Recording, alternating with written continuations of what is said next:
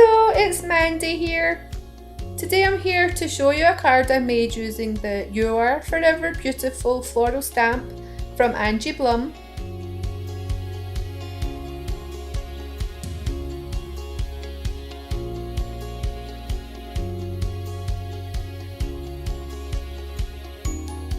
Here I'm just watercolouring the flowers with the Jane Davenport Neutral Watercolour palette.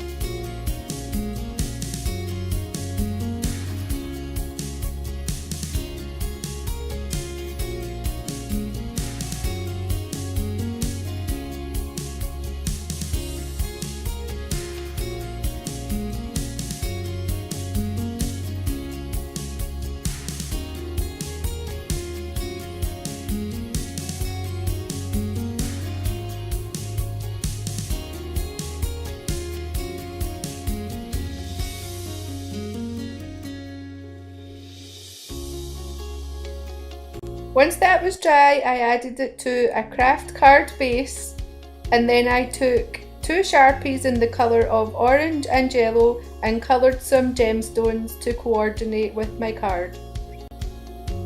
Thanks so much for watching. Bye!